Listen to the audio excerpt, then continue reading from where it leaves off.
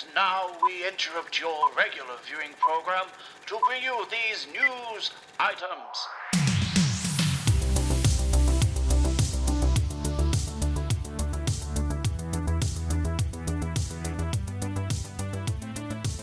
What's up, everybody? Welcome to the Shifty Crab News Break. I'm your host, Vince, and joining me today is Terry Jeffs. What's going on, Terry? I'm just very excited to talk some news today, Vince. Lots and lots going on. Me too. You got any good puns for us? No, I haven't. I'm sorry, I'm out of puns today. I wasn't ready, like locked and loaded to go. You know, if I was hosting, obviously, I'll be bringing you some fresh new puns, fresher than crab meat straight out of the sea. There we go. We kind of got one in. I will take it. That one's for free. That one was free. Speaking of free, we have free news for you today.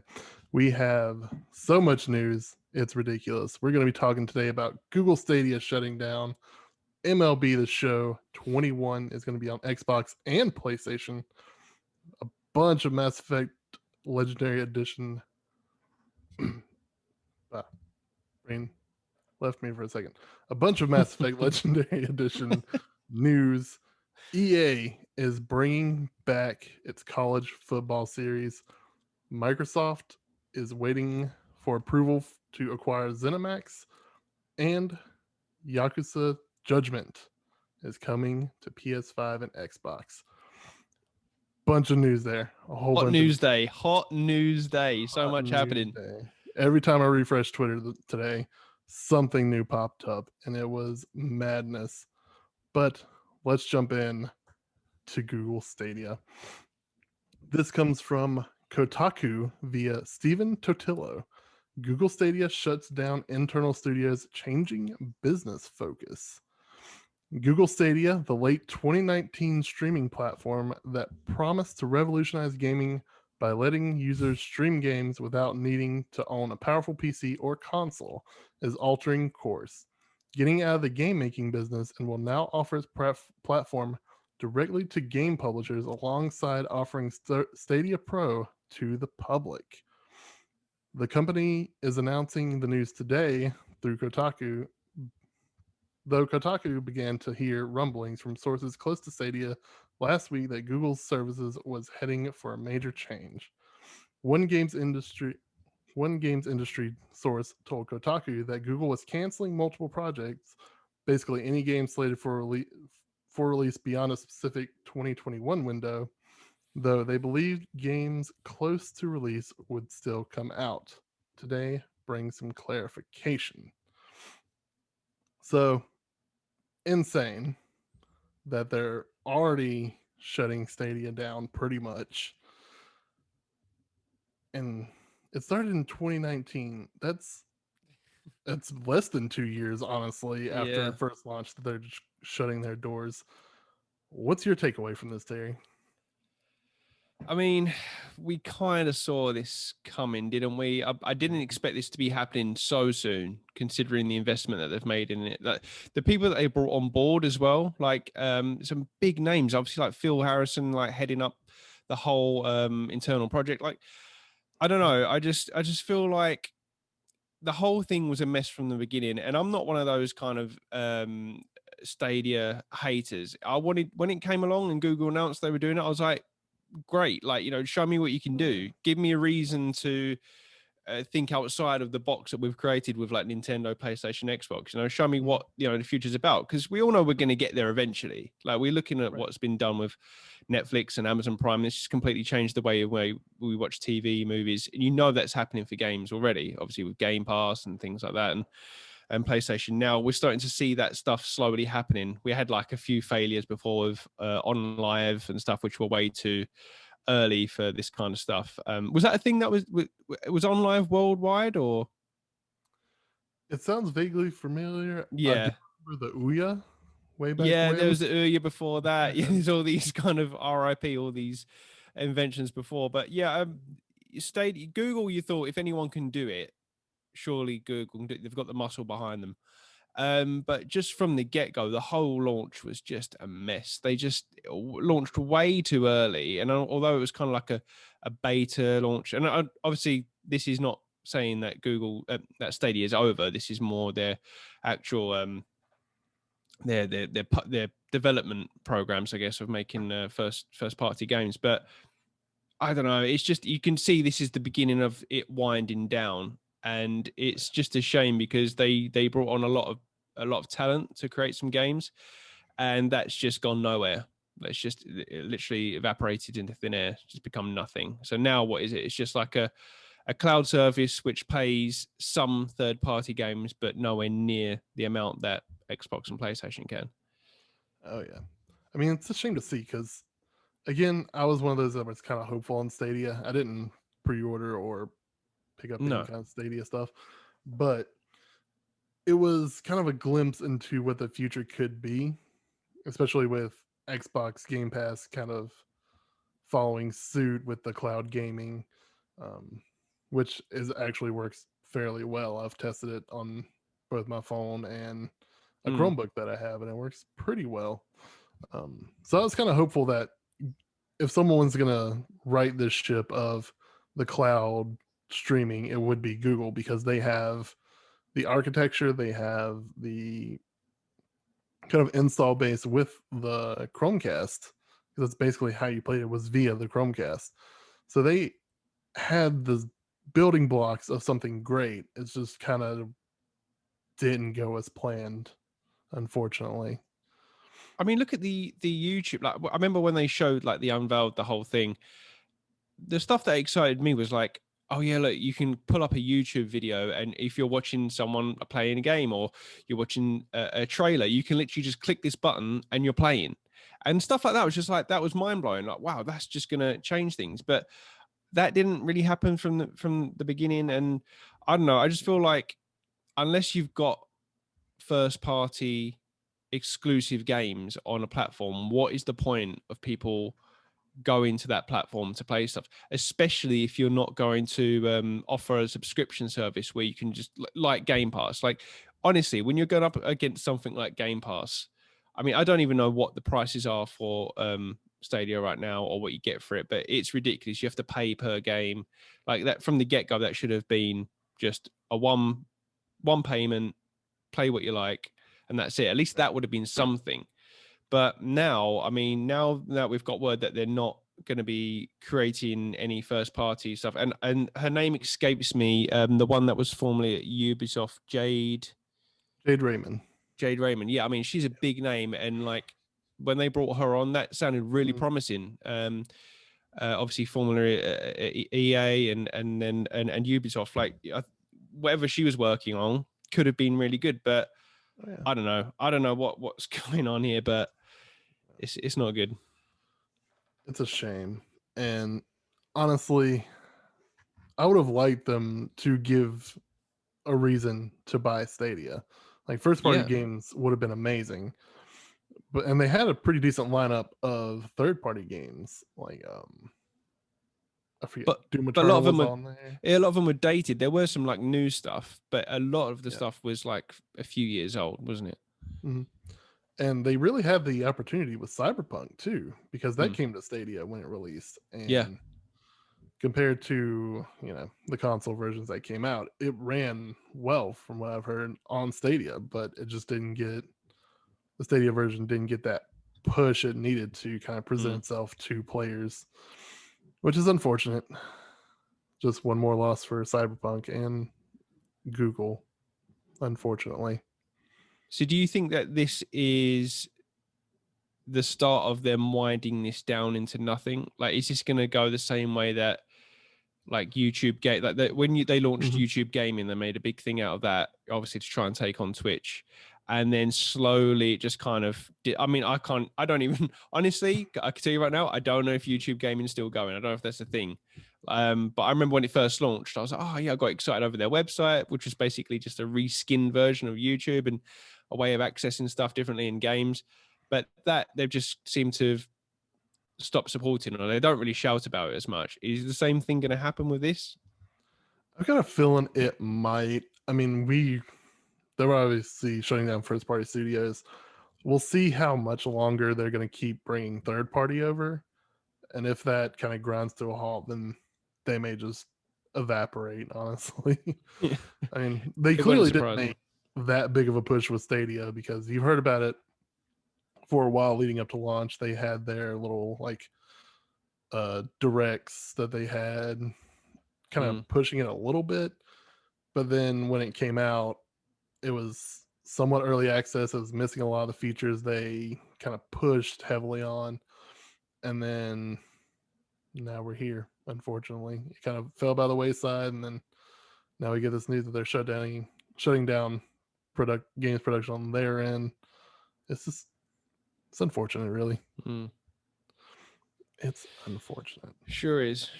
I wonder if Phil Harrison's going to jump over to Nintendo next, or if he seems to be getting around everywhere a bit now. So he does. I mean, I know he's still there. He's going to kind of head things up, but yeah, we'll see how long that lasts. We shall see. Speaking of third-party games coming to Stadia, the Yakuza spinoff Judgment is coming to PS5, Xbox Series, and Stadia on April 23rd. This is from Gamatsu via Sal Romano. Publisher Sega and developer Ryuga Gotoku Studio will release Judgment for PS5, Xbox Series, and Stadia on April 23rd for $39.99. That's dollars. The company announced. Judgment first launched on PS4 in December 2018 in Japan and June 2019 worldwide. The release will feature a 60 frames per second frame rate, improved load times, and all previously released downloadable content. This is kind of exciting news for me, a fan. Are you a of big the Yakuza fan? series. I have only played part of Zero. Oh, okay. But now they've brought in pretty much every other Yakuza game to Xbox via Game Pass, which is great. And I plan on playing through the entire series because I love Zero so much. But I've heard that's probably the best in the series. But I mean, I like the characters, I like the setting, everything. This coming to Xbox as well is fantastic because, like I said, it was previously on PlayStation 4 as a PlayStation exclusive. Yeah, So coming to Xbox as well is fantastic. I can't wait to play through every single Yakuza game now. How about you? Have you played any of the Yakuza games? I haven't played any Yakuza games, but they've always appealed to me. They've been one of those things that I've never found a way to kind of jump in because it always seems there were so many sequels in. But same thing. I like they've got from what I've seen of them, they're very quirky. They've got kind of like their own way of the way the world works. It's a serious setting, but at the same time it's a bit silly. I like that kind of thing. The Japanese setting, like the way that it's set. Are they set in Tokyo, or is it set in is it another city? I can't remember, but wherever it's set, I love the look of it, and they're definitely something that I'm going to play sometime down the line. It's probably the same as you, Vince. I'm going to kind of work my way through them. I read Edge magazine a lot, and I know that they're big fans of Yakuza. They're always going on about the Yakuza games. So I mean this it interests me. So yeah, so it's good that it's going to, as you say, they're all going to the Xbox, which is really good. I know they've been pretty much closely tied to the PlayStation platform because it is a huge franchise in Japan, and obviously PlayStation being big in Japan, it makes sense. But no, it's good that more people getting to play them now, and looks really good. It's great, honestly. I mean, this being a spinoff, I mean, it's the first game that doesn't star Kiryu, who was the main protagonist for, I think, 0 through 6, and then 7 was a new protagonist, which was Like a Dragon, which just recently came out. And then this one also stars a new or a different protagonist. But I mean, if you like quirky Japanese games, I think Yakuza might be right up your alley, in all honesty. And speaking of remastered games coming, Mass Effect Legendary Edition is up for pre-order now. This is from IGN via Chris Reed. Mass Effect Legendary Edition is set to release on PS4, Xbox One, and PC on May 14th. BioWare says the game will also run on PS5 and Xbox Series X with targeted enhancements. Mass Effect Legendary Edition pre-orders are now available for all platforms. This new collection features the single-player content from all 3 games, plus all the DLC, promo weapons, armors, and packs made available since their original release.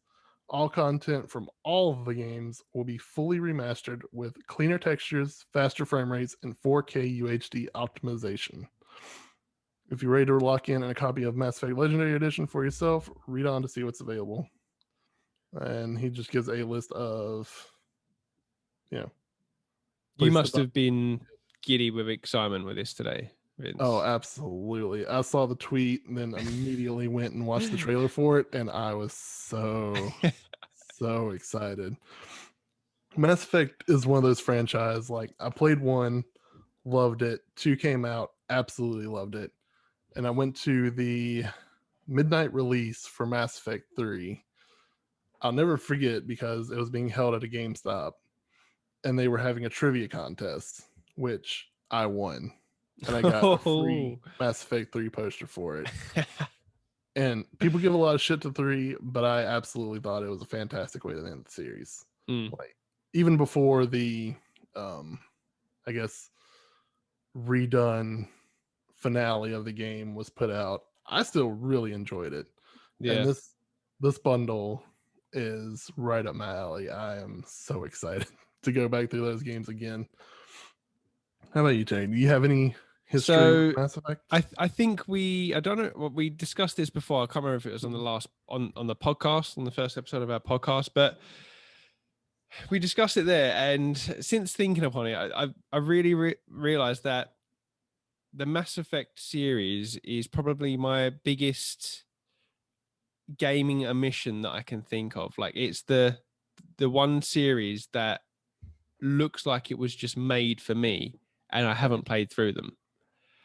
And the reasons for that was, as I said, when the first one came out, or it was coming out, I was so hyped for it, coming off the back of Knights of the Old Republic. So hyped for what they were doing with the tech, the story, everything. I got it release day. And I really was enjoying the story. And I was struggling with the battle system in that for some reason. And the checkpoints were terrible from what I remember in the first game. And I didn't stick with it. Not to say I wasn't like enjoying the game and the world. I was absolutely loving it. I just couldn't find myself to get through it. Right. Then 2 came around and I see how amazing that was. But I couldn't get onto that until I finished 1. I just wouldn't allow myself to do that. I'm not that kind of person that can go, oh yeah, I'll just watch like a YouTube videos to fill myself in and jump on the second. Yeah. No, I have to do it like properly. And I never did. I remember picking up 2. I had, this is the thing as well. I know, because obviously the story is spread across, like, the choices you make goes to each save file, but I had the games on all different platforms. I had Mass Effect on the 360. I think I had Mass Effect 2 on the PC. I think I ended up picking up Mass Effect 3 on the PS3. But I never played through them. And it is one of those things I've been thinking, like, for the last few years, I can't wait for them to bring out a remastered trilogy of these where I can just kind of play them all in one place. And now it's happening. And I watched the trailer today, and without even playing through the games, it gave me chills. That wow. Oh yeah. That was I can imagine you watching that, probably a bit emotional. Giant smile on my face, hands shaking, just so excited. Like, and I need to find the article again, but I forget who. Another article I've seen, but it's 40 pieces of DLC that's coming with it. They've redone the UI for all 3 games to keep them similar. They're adding new character creation options, which includes new hairstyles, skin color, and a bunch of other stuff. But they also had a kind of side by side view. I think it was actually on the BioWare website. Now that I think about it, let me get the character models look amazing. The lighting, everything. I mean, I've just seen a lot of side by side comparison images and some videos, and yeah, I mean they've done an amazing job. They haven't literally just pressed the upscale HD button on this one. They've really kind of right. Which is nice to see, especially coming from EA. Oh yeah.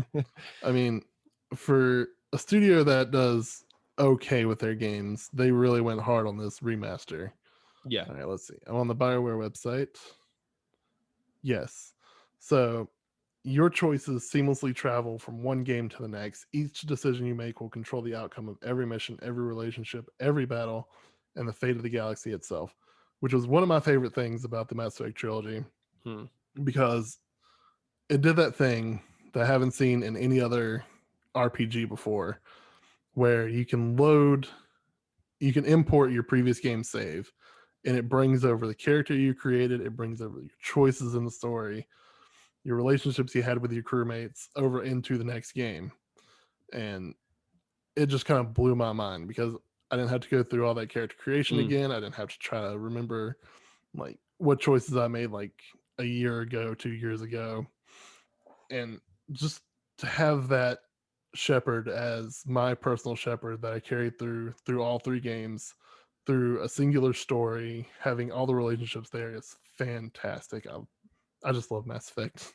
And it gives you, I guess, it gives you that personal attachment to that particular character that you've made. That's that's the first game that I knew of that did that. I don't know if there was anything that did it before, but yeah, I mean, that was pretty groundbreaking at the time, and was one of the reasons why I didn't want to play the second game, because I know there was when you played Mass Effect 2, which I had on the PC, there was an option to kind of, it was like a quick intro video thing where you made some choices to kind of set up the second game, which was good to fill in for people. But that's what I remember being quite tricky for the second and third game. The first game wasn't easily available everywhere, from what I remember. You couldn't really title together, you know what I mean? So it was, I wanted somewhere where I could cleanly just have the trilogy and replay them. So I've got no excuses now. I mean, because I've mentioned before, I love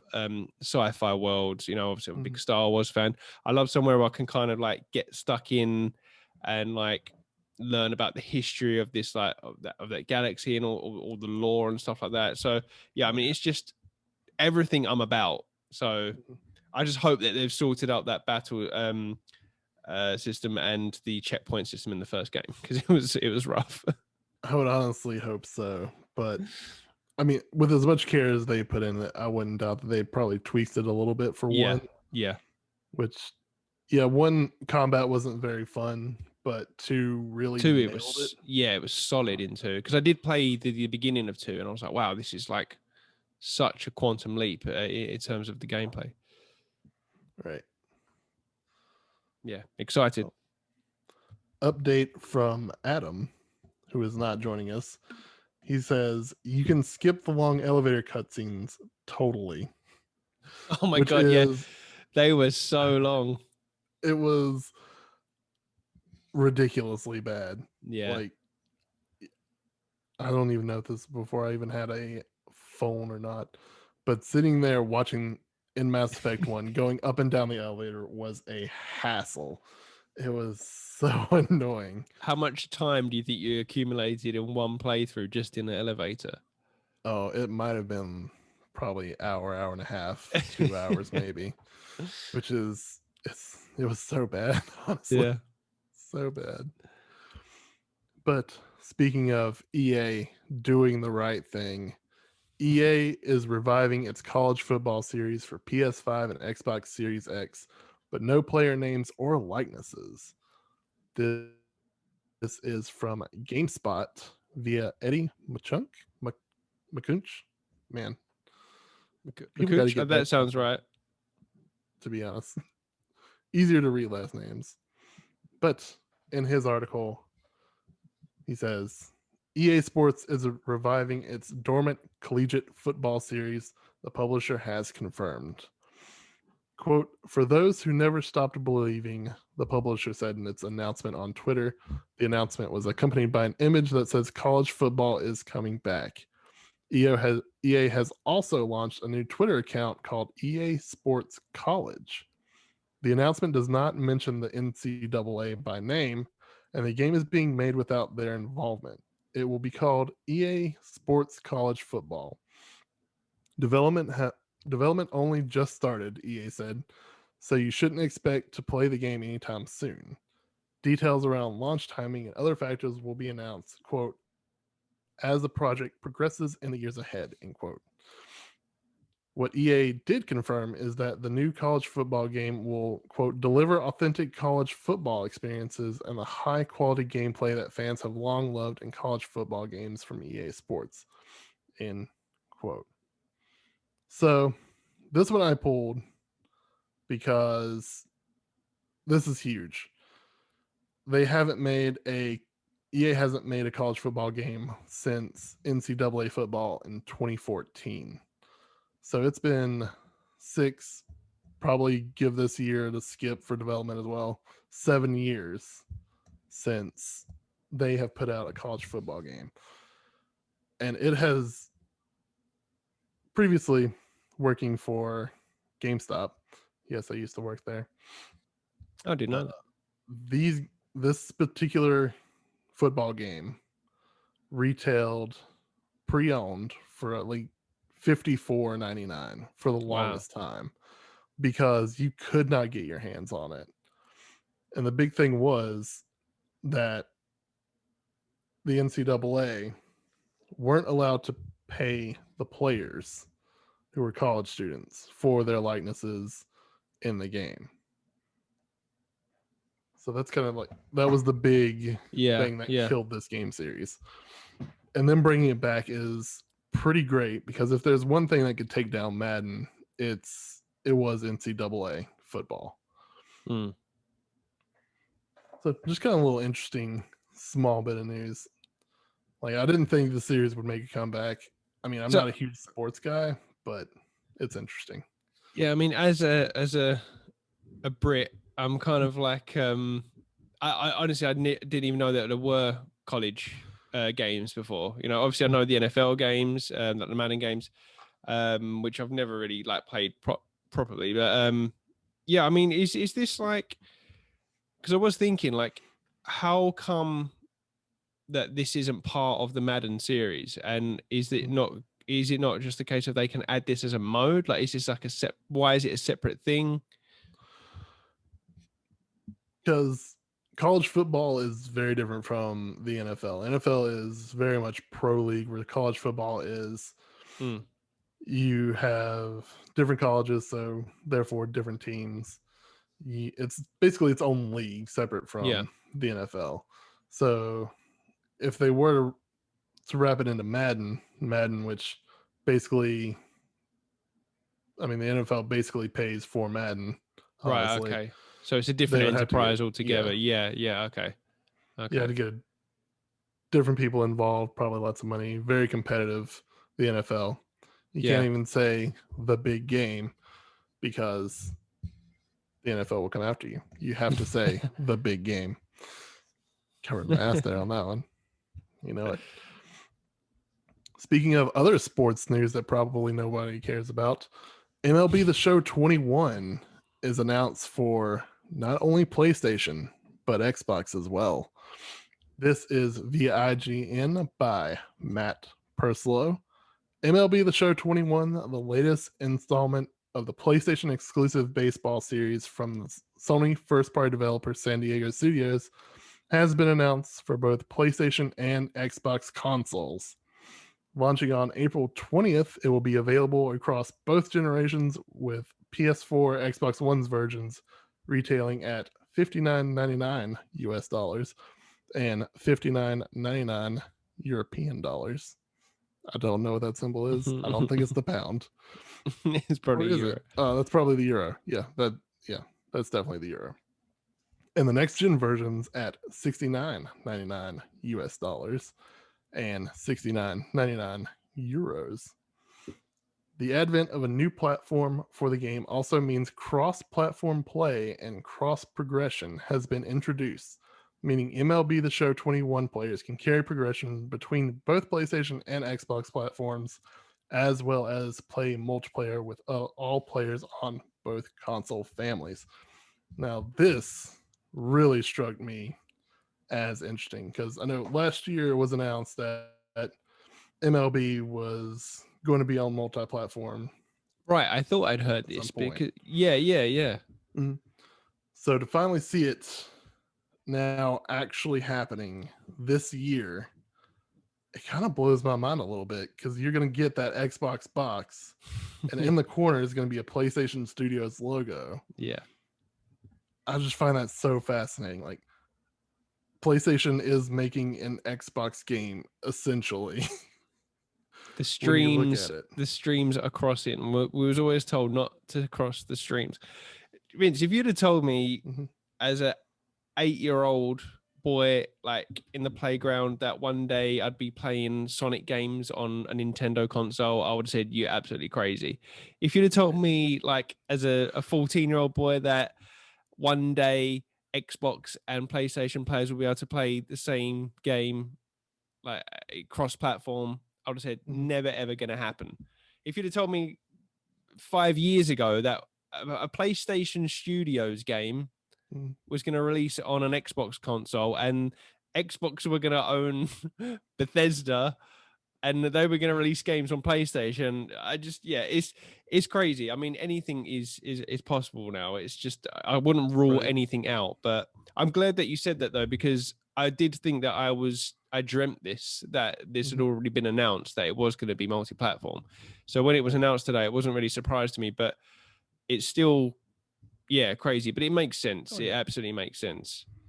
It does. And it's kind of weird to kind of, pardon me, wants to say gatekeep one major sports franchise, basically the one of the biggest sports franchises in America, at least, onto one platform. I mean, I know Xbox had RBI baseball, but none of that is good. You don't Mm. want like off-brand baseball. MLB is, I mean, that's the league, Yeah. kind of like the way NFL has Madden. MLB is the league, and it was predominantly made by PlayStation Studios. Now coming to Xbox, that's crazy. Like, I don't think Mm. it's unsafe to say that maybe more games will take advantage of this. Who knows? Yeah, I mean, possibly. It's it's weird because that series has always been very synonymous with the PlayStation brand. Mhm. But I mean, I don't know. I mean, how I was going to ask, like, how big is baseball now in America? Because I know it's more of like an older thing, it's kind of looked back on like as a different generation, but is it still is it quite niche, or is there still like a big following? I mean, during baseball seasons, I cannot get on Facebook without seeing at least 2 or 3 baseball posts. So it's Really? still probably, I mean, I'd have to say it's pretty huge in America. Mm. Uh, Football is probably the closest second, maybe even third to basketball. I mean, because every year, obviously, we have the big, the big game Mm. with football being like predominant, but a close second is probably baseball. Okay. But I yeah, know I I'm just mean, going with it's football. it makes sense as a from a sales point of view. Obviously, if Xbox have got quite a big market in America, and obviously this is where it's gonna sell, so it makes sense for PlayStation Studios to put this out to as many platforms as possible, to kind of recuperate any costs. It doesn't make sense to just lock it to one platform. I can't see a lot of games doing this. I can Mhm. certainly see some where it suits. You're not going to see God of War or Horizon Zero Yeah. Dawn like making its way over to Xbox or vice versa. But yeah, I mean, something like this, it just it makes sense because as you say, the MLB series, they've kind of cornered. I can't think of any other sport where this one game has just cornered that market. You know, maybe you could say the NBA 2K. I mean, it's to a certain degree. I mean, there's other basketball games, but 2K is like everyone's kind of go-to, isn't it? Oh yeah. But like, there's always been other options, even for like as huge as Madden is. There's always been other football games, but Right. MLB just seems to be the one. Like, that's the baseball game. You're gonna play that baseball game, so it makes sense to have everyone be able to play that. Oh yeah, and it's going to open them up to a wider market, and you got to assume that with this deal, PlayStation obviously has to take some cut from the Xbox sales as well. Yeah, absolutely. And rounding out our gigantic news day, it's funny that you brought up Microsoft and Bethesda, because Microsoft requests EU approval for ZeniMax acquisition. This is from James Batchelor at gamesindustry.biz. Microsoft's acquisition of Bethesda parent ZeniMax Media has reached a crucial stage, seeking permission from the EU. The Xbox platform holder filed a request for approval with the European Commission's antitrust regulators on Friday, January 29th. The acquisition was announced back in September and cost Microsoft a hefty $7.5 billion. When we spoke to Bethesda's Game Studios director Todd Howard in October, he said the details of the deal were still being finalized, and this filing suggests this may still be the case. At the time of the acquisition's announcement, Xbox boss Phil Spencer said the decision as to whether Bethesda games will be released on non-Microsoft platforms will be dealt with, quote, on a case-by-case basis, end quote. According to Reuters, EU regulators will either approve the deal, potentially with some concessions, or open up a full investigation if there are antitrust concerns. The regulators will make a decision by March 5th. Lots to unpack here. So, yeah, we obviously knew this was happening. Obviously, when it was announced, I thought it'd all be kind of locked and done, but obviously it's still ongoing. But yeah, this still continues to be and will be the most interesting kind of buyout that we've ever seen in the games industry. And I think everyone's still puzzled to see how it's going to work out. Like, I just don't like. It's crazy. It's crazy. Microsoft own ZeniMax. Microsoft own Bethesda. Like, there's so many titles there. And yeah, going back to what we were just speaking about, with like MLB, just seeing how they're going to handle this case by case, because supposedly Phil Spencer said that the way that the deal was put forward, it takes into account that they don't have to release any games on any other platform, which to me, I just find baffling. I don't understand how that's even possible, even for someone as huge as Microsoft, to spend $7 billion? $7.5 billion. And with the, with the Xbox Series X market share not as big as you would hope it to be, I suspect, are they really going to get their sales numbers out there? I don't know. I mean, right, hats off to them if they can do it that way. And yeah, what an amazing way to kind of sell Game Pass and get people locked in. Like, oh, this is the only way you can play the next Elder Scrolls, or whatever it may be. right. But I don't know. I just don't know how financially that can make sense for them. I'm just so interested to see how this plays out. I mean, you gotta think, like,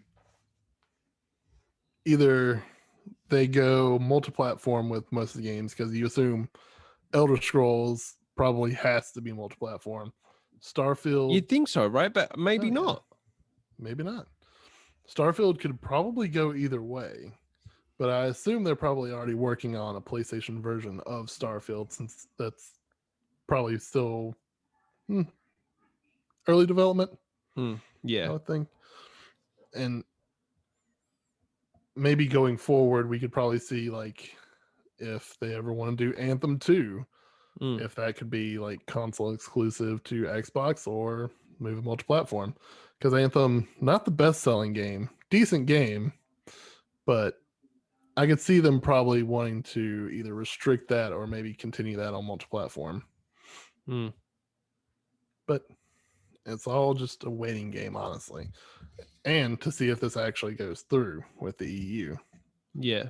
It seems like their biggest hurdle that they need to get over right now, which I'm sure it won't be know. too much of a hurdle, but yeah, I just we'll have to see and wait see how it plays out. But it's still, yeah, it's such a strange, like even like 3 years ago, like if you said like what kind of what the market would be like right now and how things are working with the cross-platformness, and it's all just kind of happened, like and we'll kind of catch up, which is great. I mean, this is all amazing positive stuff. It's just yeah, weird. It's just unprecedented. We're just kind of seeing it play out and we can't really predict. Yeah, it's like we kind of live in this fantasy world where we're getting a PlayStation a previously PlayStation exclusive game on Xbox. Yeah. And Xbox also owns ZeniMax and Bethesda. It's crazy, to say the least. It's so weird. It's so strange. It's so strange. But yeah, I mean, we'll see. We'll see what happens. I'm excited. I'm excited to see. Me too. And speaking of our time, that's our time for the day, folks. Gigantic news day. We got it all out there. Hopefully you don't hate all the sports news, because I found it actually interesting. But I've been your host, Vince. That's been Terry, wherever he is on the screen. I'm here. You're here. And maybe Terry will play Mass Effect when it comes out. But until then, see you next time, guys. See you later, guys. Bye.